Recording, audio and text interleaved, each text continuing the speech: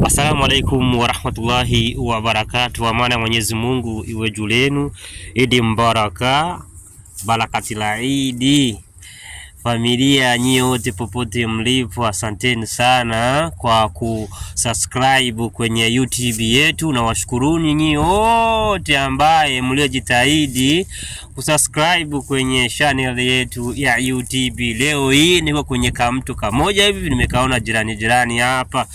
Tulikuwa tutoki nje sababu ya baridi, ila kwa sasa na watu tumebahatika kuona kamto kadogo, ndio nimetoka nje nimekaona hivi, pe nimekwenda kutembea. Ndio nawapa na nyima mazingira ya hapa kidogo. Nawashukuruni sana. Amani ya Mwenyezi Mungu iwe juu yenu. Asanteni sana. Tumfuate madami hatueleze kuhusu kwa kuongezeka kwa binadamu na minyama na kuchunga kizazi ambacho kinaweza kikapotea, ambacho kwa kukilinda vizuri. Asanteni, tumsikilizeni. Des populations de génération à génération. Maintenant, on va regarder qu'est-ce qui arrive ou comment est-ce que se crée une nouvelle espèce. Est-ce que vous vous souvenez, la première page, vous avez donné une définition d'une espèce. Alors, quand on parle d'une espèce, l'espèce humaine, l'espèce des... ça représenterait quoi? Des couleurs qui se trouvent dans nos sous-sols, qui vont sortir bientôt, ces sapins, pas des vrais sapins, c'est des sapins, mais pas dangereux. Les araignées dans la maison, les souris chez mon voisin. Alors, tout ça, ce sont des espèces. Alors, quelles sont les caractéristiques d'une espèce? Une espèce est alors tout individu qui peut produire et peut donner une progéniture fertile. Voilà. Alors, tu as bien. Alors, est-ce que les individus doivent se ressembler, être pareils, nécessairement? Non. Vous vous souvenez, dans notre petite vidéo, le papa oiseau faisait la cour à maman oiseau? Papa oiseau était noir, rouge, et la maman était comme brun. Alors, si tu les regardais séparément, tu te dirais, ben ça, c'est deux types d'oiseaux. Mais non, c'était le même type. Alors, la ressemblance n'est pas, quoi qu'on a tendance à croire, bien, un lion, c'est un lion, et parce qu'ils sont pareils, sont de la même espèce. C'est un critère, mais ce n'est pas essentiel comme critère. Ce qui justifie, ce qui explique le critère essentiel d'une espèce, c'est que des individus soient capables de se reproduire et que leurs descendants soient fertiles. Vous allez me dire, ça arrive ça des fois qu'il y a des espèces qui se croisent et puis les descendants ne sont pas fertiles? Oui, seulement quand les humains s'en mêlent. Naturellement, ça n'existerait pas vraiment. Alors, la spéciation, ça veut tout simplement dire la création d'une nouvelle espèce. Une espèce, c'est un groupe d'individus capables de se reproduire et de produire une... Alors, cette définition fonctionne pour de nombreux organismes, peut-être difficile, par exemple, à déterminer si deux colonies sont de bactéries sont de la même espèce. Alors, c'est facile quand ce sont des êtres qu'on peut observer. Quand on ne peut pas les observer, bien, on a besoin, ça devient un peu plus difficile. Et avec le temps, ils ont étudié qu'il y a des centaines et des milliers de différentes espèces de bactéries. Parce qu'on a les moyens techniques maintenant de le faire, on est capable de les différencier. Alors, il existe également des animaux qui peuvent se reproduire dans les zoos pour produire une progéniture fertile. Par exemple, le ligre, c'est comme ça qu'on l'appelle? Alors, pour s'amuser ou pour contrer la disparition de certaines espèces, parce qu'on sait qu'il y a des espèces animales vitales qui sont en danger à cause de l'action des humains, on a dit bien, si tout à coup on s'inquiète que la population des tigres va disparaître en Asie, bien peut-être qu'on pourrait prendre quelqu'un qui est un peu dans la même famille et essayer de les accoupler, puis relancer ou sauver l'espèce des tigres. Est-ce que ça fonctionne comme ça? Malheureusement, non. C'est possible de féconder une lionne avec un tigre ou une tigresse avec un lion, mais ils vont produire des descendants, comme vous pouvez voir. Il y a comme une tête de lion, puis en même temps une tête de tigre. Il y a certaines rayures qui sont caractéristiques du tigre.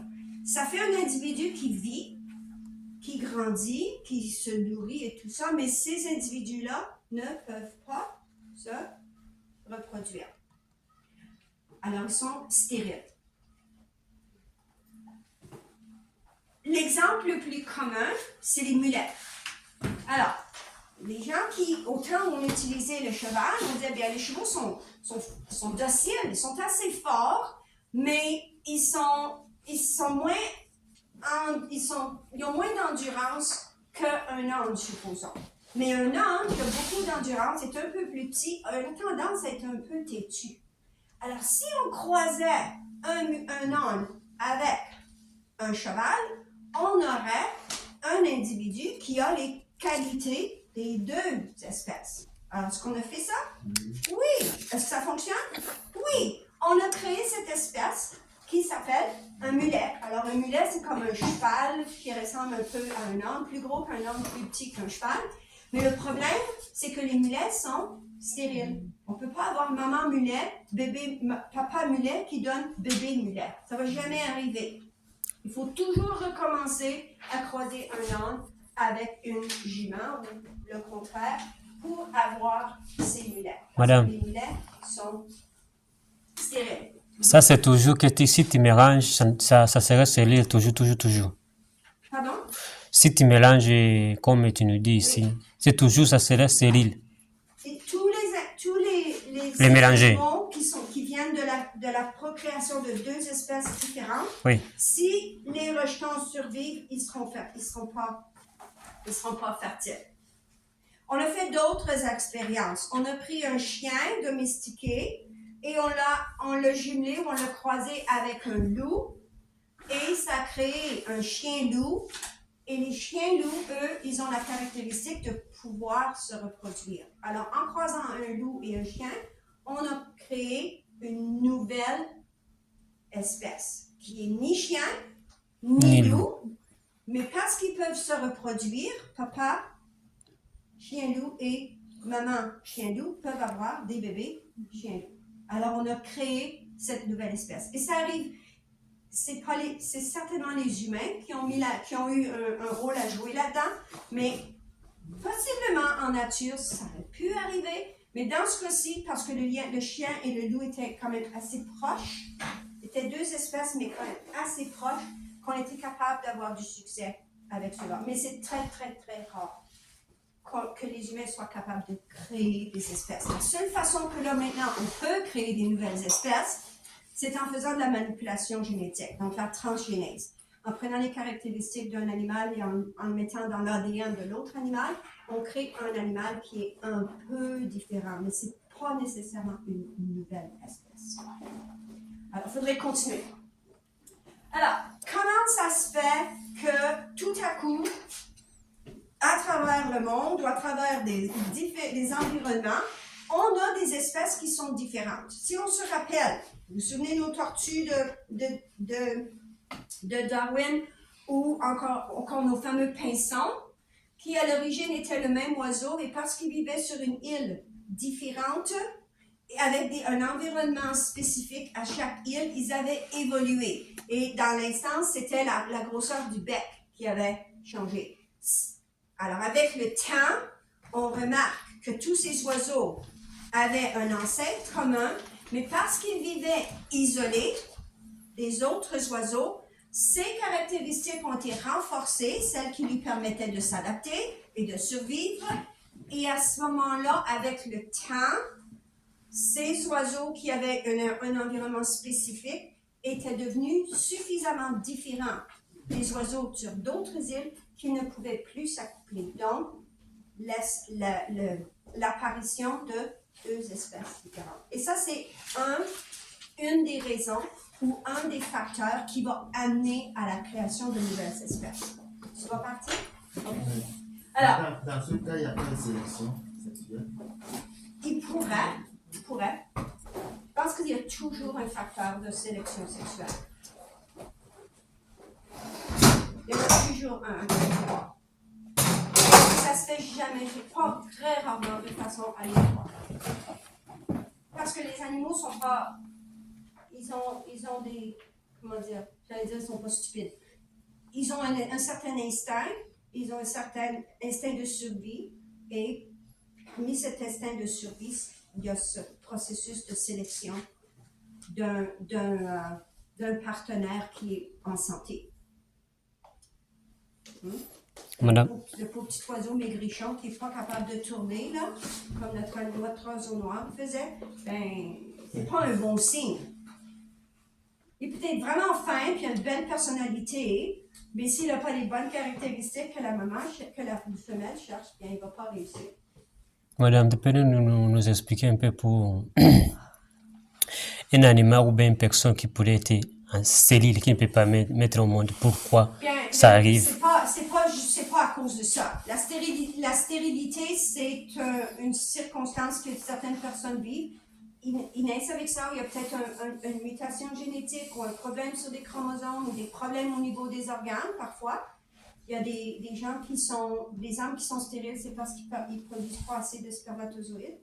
Ils en produisent pas assez. Les femmes, c'est que souvent les ovaires ne vont pas produire ou libérer les ovules régulièrement. Donc, ça cause la stérilité, les maladies, etc., etc., les problèmes de croissance, des problèmes d'hormones, etc. Donc, la stérilité, dans ce cas-ci, chez les humains, c'est pas une question de croisement avec une autre espèce. C'est vraiment une question de santé. Moi, je compte si les animaux, tu nous dis que si on mélange, Oui. pourquoi ça vie qui ne peut pas mise au monde? Pourquoi? Si les animaux que nous avons croisés, si tu nous dis tu prends un chelou avec un chien et puis on mélange, il ne peut pas mettre, il ne peut pas, c'est ça, j'ai compté pourquoi ça arrive. Pourquoi ça arrive? C'est que souvent, c'est les humains qui font des expériences avec ces animaux-là. C'est pas comme si... Ou bien c'est des gens qui ont fait l'expérience, ils ne peuvent pas autoriser que cet animal, ça pourrait continuer. Ils les stoppent là-bas. Bien, ils peuvent pas prendre les ligres et les faire se reproduire. Et je pense que c'était ça à l'origine, pour repeupler la population de tigres qui est en voie de disparition. Ils ont dit, bien, on va utiliser son cousin, le lion, puis on va le croiser lentement pour reproduire un individu qui ressemble au lion. Mais on n'avait pas estimé que, parce que le lion est trop différent du tigre pour produire des rejetons qui sont fertiles. Et si le rejeton va être porté par la mère et va vivre, ça veut une des conséquences de ce jeu qu'on a joué avec la mère nature, c'est que la mère nature ne permet pas à ces êtres-là de se reproduire. C'est moi la mère nature. Ouais, la mère nature, les gens disent que c'est Dieu. Bien, tu peux dire Dieu. Mais dans la science, il n'y a pas Dieu dans la science. Pas nécessairement. Mais madame, Pas dans la science, en fin de semaine, oui, si tu veux. madame, si la maladie qui est dans les hommes, Oui. est-ce que c'est ça la maladie qu'ils ont dans les animaux? Pour les stériles? Est-ce que les maladies qui affectent les humains, tu parles des humains ou des hommes en particulier? C'est pas la même chose. Les humains, ensemble. Les humains. Est-ce que les maladies humaines qui affectent les animaux? Non, pas comme ça. Je dis les animaux, si là c'est la cellule. Si tu nous dis que la maladie qui ne peut pas t'autoriser de mettre au monde, c'est tout ça, mais toute la maladie qui nous disait, est-ce que si les animaux c'est comme ça même ou bien les animaux ils ont l'autre maladie? Les animaux hybrides, là, Oui. c'est pas une maladie qu'ils ont, c'est tout simplement le fait que leur génétique n'est pas semblable. Donc, au niveau des cellules reproductives, il y a un blocage. D'accord. Ils ne produisent pas de cellules sexuelles parce que le système ou la mère nature, Oui. la nature, Moi, je dis Dieu. reconnaît qu'il y a une incongruité entre incongruence, si tu veux, entre ces deux individus-là qui essaient de se reproduire. Voilà. Donc, ça veut dire que les animaux ne produisent pas de spermatozoïdes et de Oui. Ouais. Comme ils ont les organes sexuels, mais ils peuvent pas produire. OK? Alors, ouf, OK. Donc, la spéciation, donc, peut être le résultat d'isolement. Comme mon exemple des lions tout à l'heure, il y avait des lions qui se sont retrouvés dans un environnement spécifique coupé de leurs cousins dans l'autre région. Ils ont développé des caractéristiques qui deviennent uniques à eux. Comme nos pinsons qui se sont isolés, un vivait sur une île, l'autre vivait sur l'autre île, parce qu'il y avait des conditions de vie différentes, ils ont évolué. De génération à génération, ils ont changé rapidement, et là, tout à coup, ils arrivent avec des différences ou une importance de différence évidente qu'entre eux, ils ne peuvent plus s'accoupler, même si au départ, ils avaient un ancêtre commun. Alors, c'est la spéciation. Donc, quand on parle de cet isolement-là, il y a mais avec le temps, on remarque qu'il y a certaines espèces qui ont changé et qui vont continuer de changer si l'environnement connaît des changements aussi. Alors, vous avez un autre exemple ici. On parle aussi d'isolement temporel. Alors, isolement temporel dans le temps. La compétition, l'exemple qui est exprimé, c'est la compétition entre deux espèces. Tu as un petit grillon A puis un petit grillon B qui sont en compétition parce qu'ils ont le même, ils se nourrissent de la même chose sensiblement dans un environnement déterminé. C'est pas comme si les grillons peuvent aller au magasin chercher ce dont ils ont besoin. Ils doivent se contenter de subvenir à leurs besoins dans un environnement. Alors, grillon A et grillon B cherchent à se nourrir et sont en compétition. Maintenant, il y en a un des deux ou une espèce qui va devenir nocturne, tandis que l'autre va rester diurne. C'est-à-dire cette espèce va se nourrir pendant la journée, dormir la nuit, tandis que son cousin, l'autre espèce, va être actif la nuit et dormir le jour. Alors, est-ce que un oiseau de nuit et un oiseau de jour peuvent avoir une famille ensemble? Non, non. Alors, c'est un exemple d'un isolement temporel. Et la raison pour laquelle ça arrive avec le temps, c'est pour réduire la compétition. Alors, il y a des oiseaux qui chassent la nuit, il y a des oiseaux qui chassent le jour et qui partagent un même environnement. Alors, l'isolement temporel. Il y a plein d'exemples, puis je ne vais pas nécessairement passer comme je disais au début, on va avoir l'occasion de revenir, donc vous pouvez les relire peut-être en faisant quelque chose. Je pense que je vais vous donner un petit devoir pour ce week-end. Alors, il peut aussi y avoir des changements de comportement.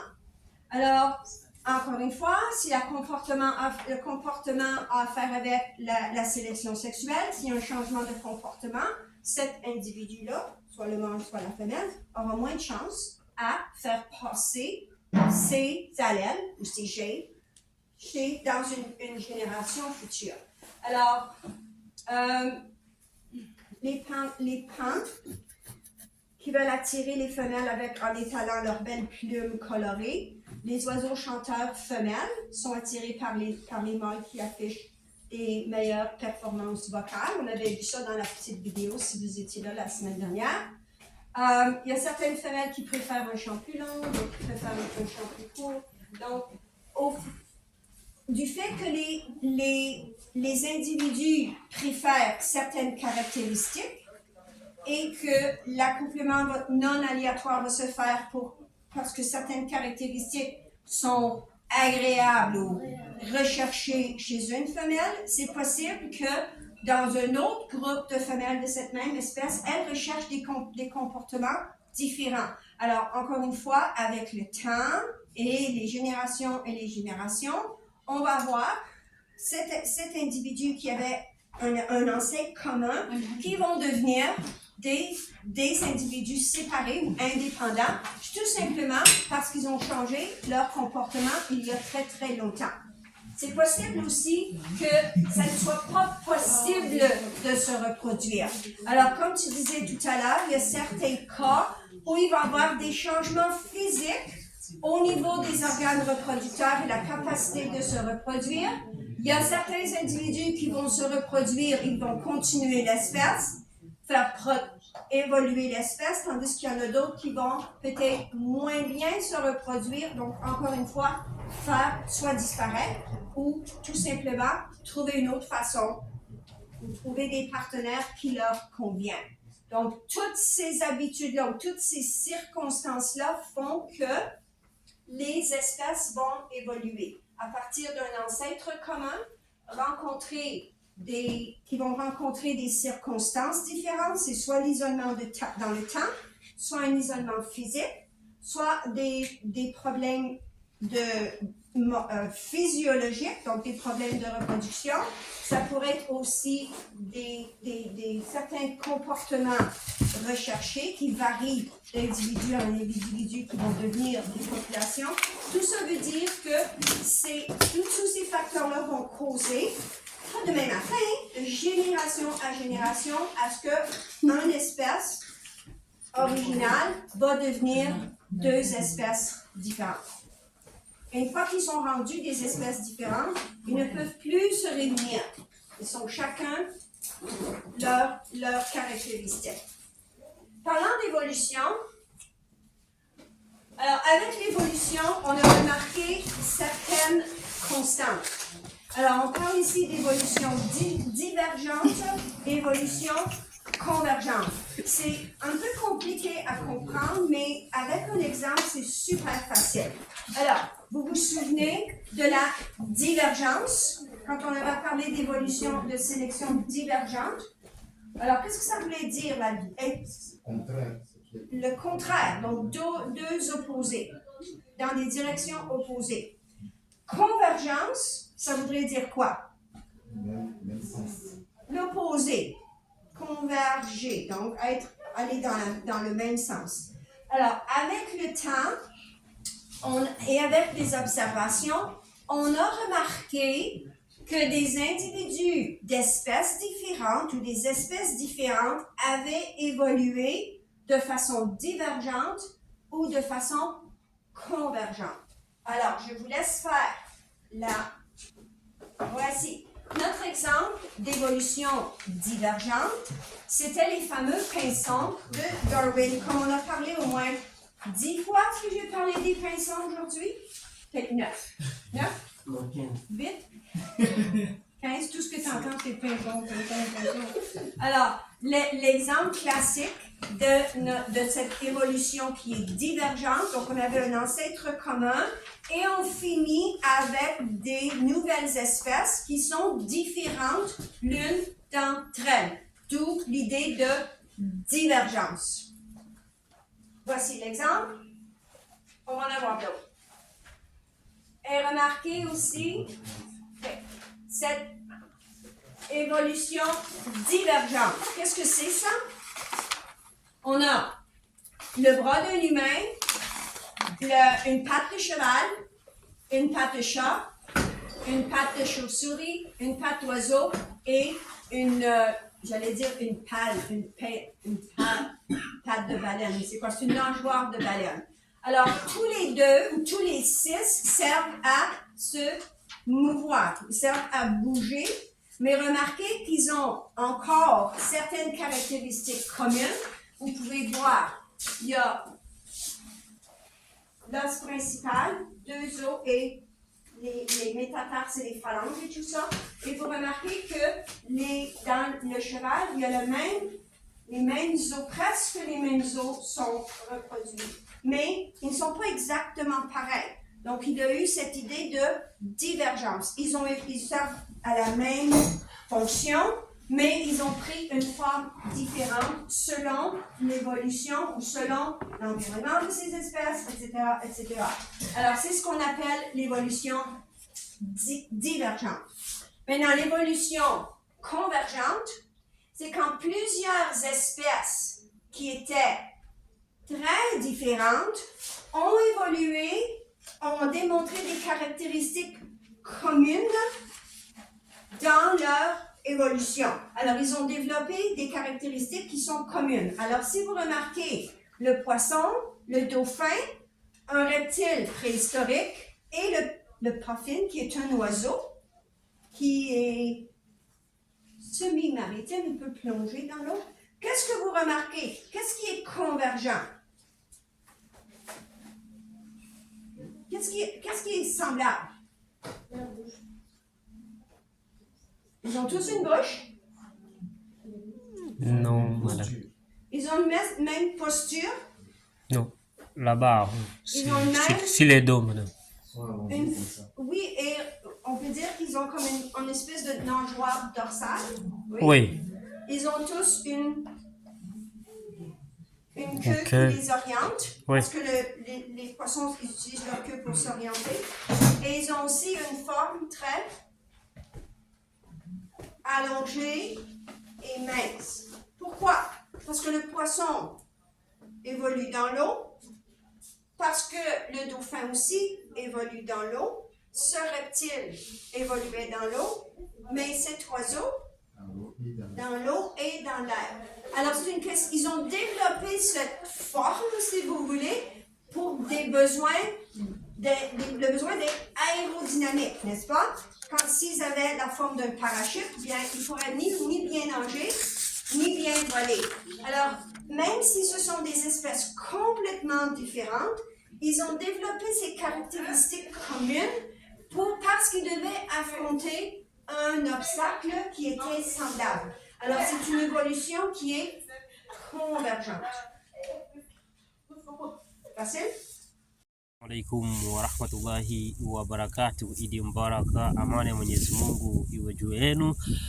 Barakati Idi, familia yangu wote popote mlipo, wa Afrika wenzangu, asanteni sana kwa kusubscribe kwenye YouTube yetu, na washukuruni nyinyi wote ambaye mliojitahidi kusubscribe kwenye channel yetu ya YouTube. Na Mwenyezi Mungu iwe juu yenu.